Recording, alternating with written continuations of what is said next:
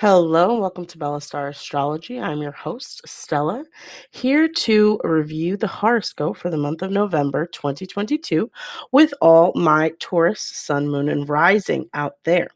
So, we're looking at a month where we finally end all the pressure that's been on you, Taurus. These lunar nodes on Taurus and Scorpio are finally going to be leaving soon. But before they leave, they're going to give you a big, big bang with this full moon lunar eclipse. Something about your personality, about who you are essentially, is going to change with this full moon lunar eclipse on November 8th in your sign, Taurus. So, be prepared for maybe an ending to something that you thought would be forever, or a creative new way for you to experience the world because you no longer see it the way you used to. Enjoy this moment as what it is. It's going to take a while for you to adjust, just because, as we know, some eclipses can be felt for up to 6 months, sometimes longer. So you want to really be prepared, you emotionally, you physically, you eventually will see the fruits of this eclipse. And as we know, lunar eclipses fall under what would usually be the full moon. So this is an ending that could be very, very impactful. But what I see for you, since Uranus is in the same sign, is that is unexpected. It's something that you've probably never thought could be possible for you. It's something that you thought that it wasn't in the works. And, for you risings out there, it's in your first house. So it's a lot of your personality, a lot of your attitudes in the world could really change because of this moment. And again, this is happening November 8th. But luckily, the month does get better. And by the middle of the month, Venus, Mercury, Sun, and the new moon will be in Sagittarius, bringing a little bit of light, luck, and not all this lighting up the sky like we had in October. So Venus moves into Sagittarius on November 16th. Sagittarius, again, in your case, would be your eighth house. And this is going to be some really interesting conversations with your spouse, with your partners, maybe on some things that you might have inherited, some inheritances, solutions to those things, luck in those areas.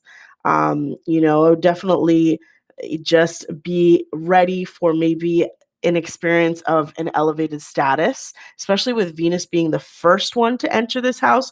It just might be that you happen upon, something that you didn't think you had, some money that you didn't know was coming. I'm not saying you're going to win the lottery or anything, so don't get excited because the third house isn't being activated. But, what you want to be sure of is that you have all your ducks in a row, and Venus is going to push you to make sure that everything is in order for maybe your inheritance. Everything is in order for your financial future, even for your retirement, for the type of life that you're living. And then Mercury enters Sagittarius November 17th.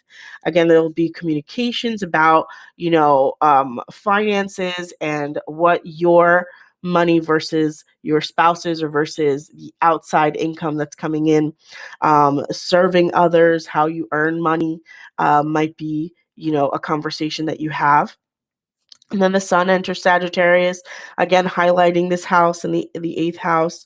And finally, the new moon. Sun enters Sagittarius November 22nd, new moon November 23rd. So really right after the other, these experiences really hitting over and over and over again that the eighth house themes are really important this month, whether it's intimacy or shared finances, inheritances, what you owe to governments, or even the property that you live in. You might get serious about starting a savings account for a future property, or how your investments have been going could seriously improve, significantly improve for you, and things like that. I would say take advantage of it. It seems like this new moon full moon, lunar eclipse really hit you where your beliefs were, only to come back and sort of maybe you're elevated in status because of it. Maybe you finally find the courage to do something or to start something that you didn't think you could. And so you're rewarded by all of these planets in Sagittarius, which again is a very positive sign, very light. And as if this month couldn't get better, Jupiter finally goes direct in Pisces by the end of the month on the 23rd, same day as the new moon. So, what that tells me, the fact that they are basically in square, so they're 4 signs away from each other on the same day, something on this new moon on the 23rd is going to be connected to your financial future.